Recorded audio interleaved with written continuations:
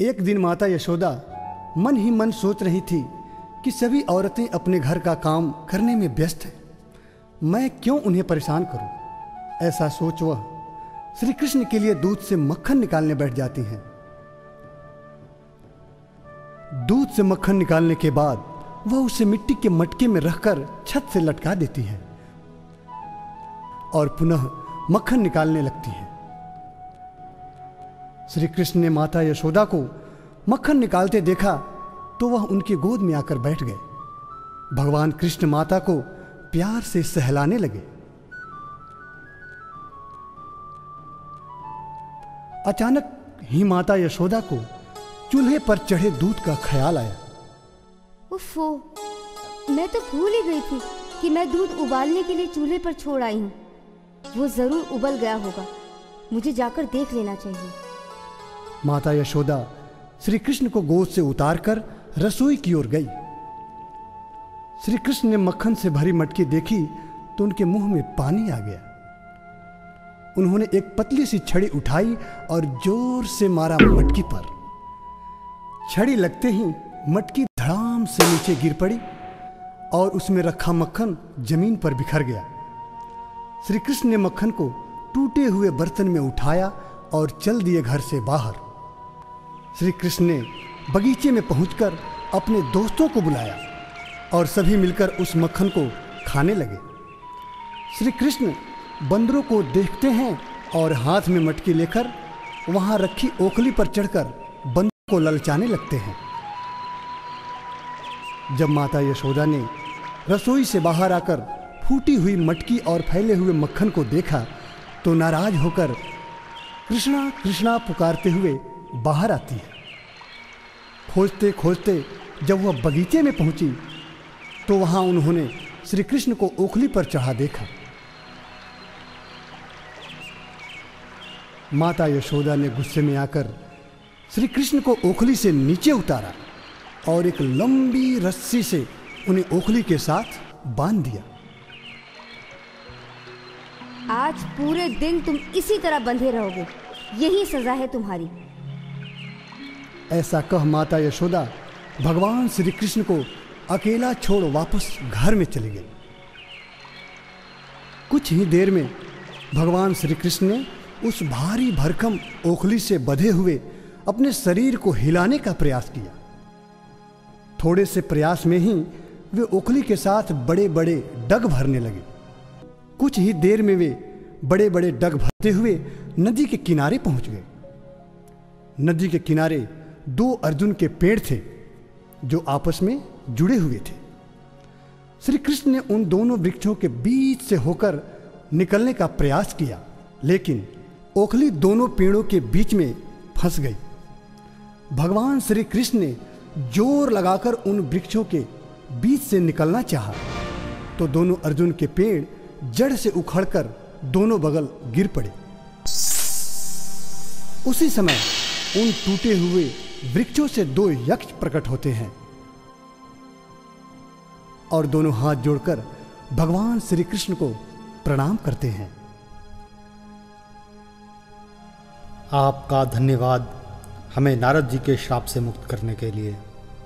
मैं नलकूब्र और ये मणिभद्र हैं जो नारद जी के श्राप से पेड़ बन गए थे। इस तरह भगवान श्री कृष्ण की कृपा से दोनों यक्ष नारद मुनि के श्राप से मुक्त हो गए। उधर इतने बड़े बड़े वृक्षों के गिरने की आवाज सुनकर गांव वालों की भीड़ उमड़ पड़ी। इतने विशाल वृक्ष कैसे गिर पड़े, यह तो आश्चर्यजनक है। मैं नदी के किनारे खेल रहा था, तब मैंने देखा कि इन वृक्षों से दो चमकदार यक्ष निकले थे। उन्होंने कृष्ण को प्रणाम किया और फिर गायब हो गए। नंद जी कृष्णा की रस्सी खोल देते हैं। इतना होने के बावजूद भगवान श्री कृष्ण को किसी प्रकार की तकलीफ नहीं हुई थी और उनकी शैतानियां दिन व दिन बढ़ती गई।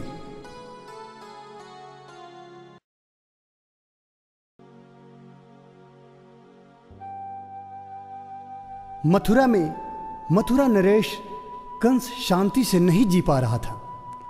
प्रत्येक दिन उसे मौत का डर खाए जा रहा था। इससे पहले कि भगवान कृष्ण उसे मारे, वह कृष्ण को मार डालना चाहता था। यह सोच उसने बकासुर को बुलाकर भगवान श्री कृष्ण को मारने के लिए भेजा। भगवान श्री कृष्ण बलराम और उनके साथ सभी ग्वाल बाल गायों को चराने यमुना नदी के किनारे आए हुए थे। बकासुर ने एक विशाल बगुले का रूप धारण किया और यमुना के बीचों बीच खड़ा हो गया। सबकी नजर उस पर पड़ी। उस विशालकाय बगुले को देखकर सभी ग्वाल बाल डर गए और पीछे हट गए। तभी बगुला चलकर उन सभी के पास आया। बगुले ने श्री कृष्ण पर अपनी मायावी शक्ति का प्रयोग किया, लेकिन भगवान श्री कृष्ण पर इसका कोई असर नहीं हुआ। अपनी मायावी शक्ति का कोई असर न होते देख उसने अपनी लंबी सी चोंच से श्री कृष्ण को उठा लिया। यह देखकर कुछ ग्वाले गांव की तरफ भागे और कुछ वहीं पर बेहोश होकर नीचे गिर पड़े।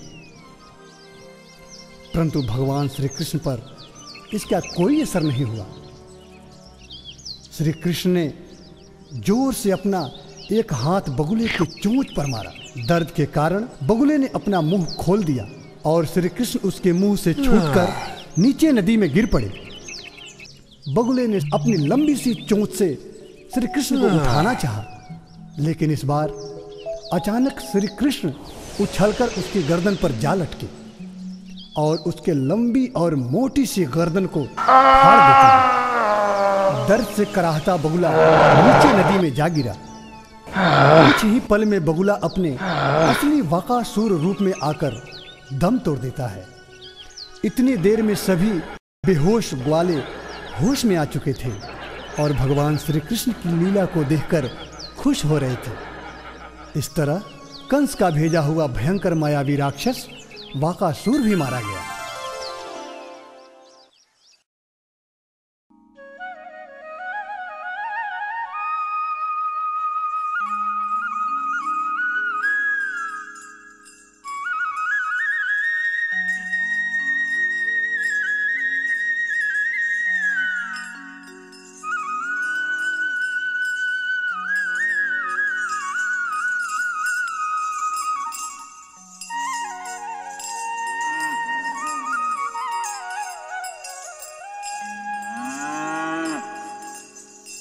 बकासुर के मरे अभी कुछ ही दिन हुए थे।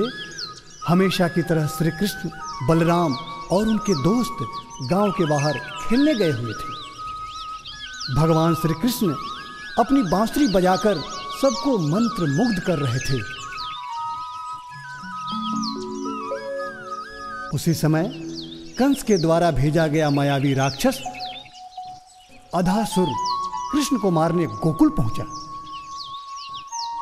गोकुल पहुंचकर उसने सभी बच्चों को खेलते देखा। उन सभी मासूम बच्चों को देखकर अधासुर सोच में पड़ गया।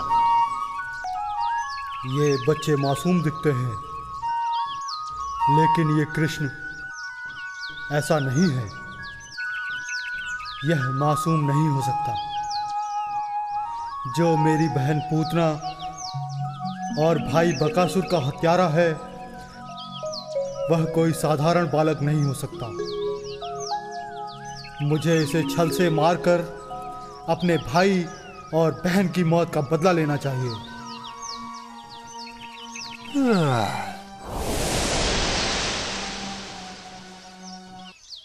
अधासुर ने एक विशाल अजगर का रूप धारण कर लिया। उसमें इच्छाधारी शक्तियां थी। उसने अपना शरीर इतना विशाल कर लिया कि उसके मुंह का ऊपरी भाग आसमान को छूने लगा और निचला हिस्सा जंगल के उस रास्ते पर कालीन की तरह बिछ गया, जिस रास्ते भगवान श्री कृष्ण अपने बाल सखाओं के साथ रोज जंगल में जाया करते थे। उसका खुला मुंह एक विशालकाय गुफा की तरह दिखने लगा। लौटते हुए श्री कृष्ण, बलराम और उनके सारे मित्रगण उस जगह पहुंचे।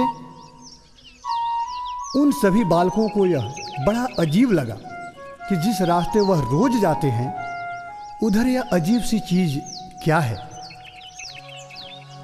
किसी ने उसको बड़ी गुफा समझा तो किसी ने उसको बड़ा सर्प, जो कि अपने जबड़ों को खोलकर उन्हें निगलने के लिए बैठा है। जब उन्हें अनुमान लगाते हुए काफी देर हो गई, तब उन सब ने मिलकर हिम्मत जुटाई और उसके अंदर घुसने का निर्णय लिया। डर के साथ साथ उन्हें खुशी इस बात की थी कि कृष्ण उनके साथ हैं और कुछ भी होने पर कृष्ण उन्हें हमेशा की तरह बचा लेंगे। श्री कृष्ण को छोड़कर उनके सारे मित्र उस गुफा के अंदर खेलते हुए घुस गए। श्री कृष्ण, जो खड़े होकर यह सब देख रहे थे, ने सोचा कि उन सभी ने इस खतरे को क्यों नहीं देखा और सर्प के मुंह में वे फिक्र होकर कैसे घुस गए। इधर अधासुर श्री कृष्ण के अंदर घुसने का इंतजार करते हुए यह सोच रहा था कि एक बार कृष्ण भी अंदर आ जाए तो सभी को एक साथ ही निगल जाऊंगा। अधासुर को अब ज्यादा इंतजार नहीं करना पड़ा। श्री कृष्ण मुस्कुराते हुए उस सांप के मुंह में घुसने लगे। श्री कृष्ण जैसे ही थोड़ा अंदर पहुंचे तो उन्होंने अपना आकार बढ़ाना शुरू किया। अधासुर जब तक अपना जबड़ा बंद करता, तब तक कृष्ण का सिर सर्प की ऊपरी दाढ़ तक पहुंच गया। अधासुर का सांस लेना भी मुश्किल हो रहा था और उसके पूरे शरीर में अथाह तकलीफ होने लगी। कुछ ही देर में उसकी आंखों से खून आ गया और वह तड़प कर मर गया। श्री कृष्ण ने अपने शरीर को तुरंत सामान्य किया और अपने दोस्तों को बाहर आने को कहा। उन ग्वालों को यह भी पता नहीं चला कि श्री कृष्ण ने क्या खेल रचाया था। अधासुर मर चुका था एवं उनके सभी मित्र सुरक्षित थे। मरा हुआ अधासुर एक गुफा में तब्दील हो गया था। एक बार फिर पापी कंस श्री कृष्ण को मारने में असफल रहा। एक दिन भगवान श्री कृष्ण अपने कुछ सखा ग्वालों के साथ यमुना नदी के किनारे गाय चराने आए हुए थे। थोड़े समय बाद कुछ ग्वालों को प्यास लगी तो वे पानी पीने नदी के तट पर गए और पानी पीना चाहा। तभी एक व्यक्ति ने आकर उन्हें रोका। रुक जाओ बच्चों, रुक जाओ, यह पानी मत पियो, यह जहरीला है। लेकिन मुझे प्यास लगी है और सभी पशु भी प्यासे हैं। आजकल कालिया नामक एक जहरीला और विशालकाय सांप अपने परिवार के साथ यहाँ रहने आया है, जिसके कारण यमुना का पानी जहरीला हो गया है। अगर तुम इसे पियोगे तो अवश्य ही मर जाओगे। उस व्यक्ति द्वारा सतर्क करने के बाद भी कुछ ग्वालों ने उसकी बातों को नजरअंदाज कर दिया और खुद तो पानी पिया ही, पशुओं को भी पिलाया। कुछ ही देर में जिसने भी पानी पिया था, सभी बेहोश होकर नीचे जमीन पर गिर पड़े। अपने सखाओं का यह हस्त्र देखकर भगवान श्री कृष्ण को गुस्सा आया और उन्होंने क्रोधित होकर यमुना नदी में छलांग लगा दी। जो ग्वाले यह देख रहे थे आश्चर्यचकित रह गए। वे लोग जब तक श्री कृष्ण को रोक पाते, बहुत देर हो चुकी थी। जब श्री कृष्ण पानी के ऊपर आए तो पानी की सतह पर उथल पुथल होने लगी। अचानक ही पानी की सतह को चीरता हुआ भयंकर बहुमुखी नाग ऊपर आ गया।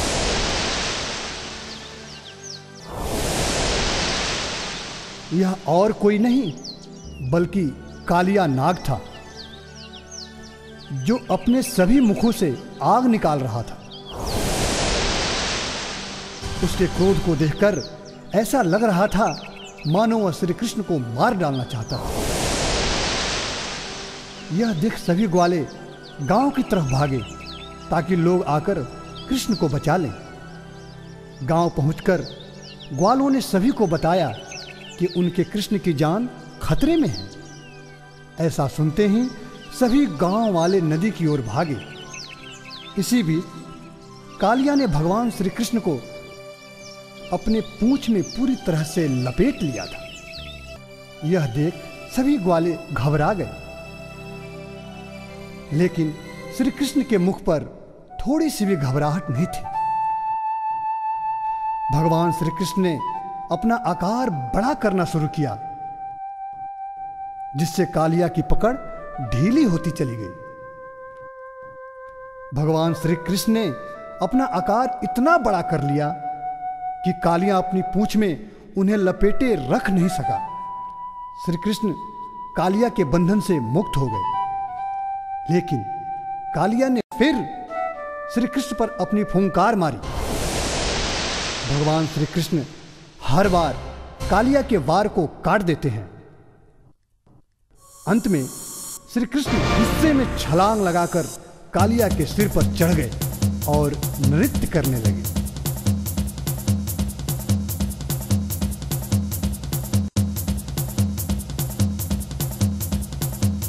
वे एक सिर से दूसरे सिर और दूसरे सिर से तीसरे सिर पर उछल उछल कर नृत्य करने लगे। यह आश्चर्यजनक दृश्य देख सभी गांव वालों की आंखें खुली की खुली रह गई। बार बार सिर पर चोट खाने से कालिया घायल हो गया था और उसके सिर से खून बहने लगा। कालिया के लाख छटपटाने पर भी श्री कृष्ण उसके सिर से उतर नहीं रहे थे।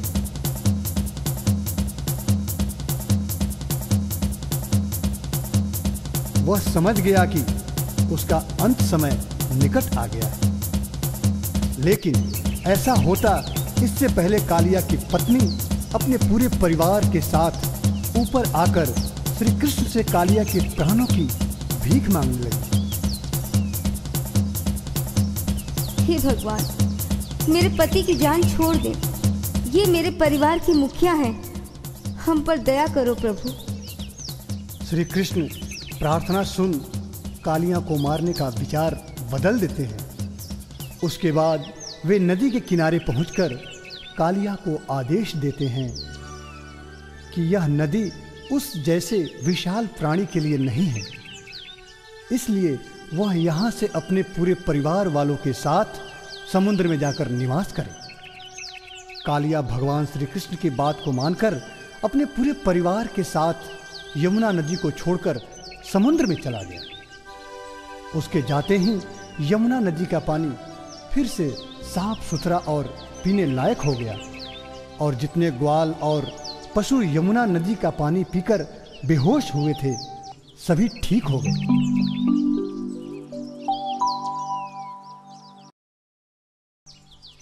एक रात मौसम बड़ा ही अच्छा हो रहा था। चांदनी रात से पूरा उजाला हो रखा था। भगवान श्री कृष्ण, बलराम कुछ गोपियों के साथ खुले मैदान में अपने बांसुरी के संगीत से सबको मोहित कर रहे थे।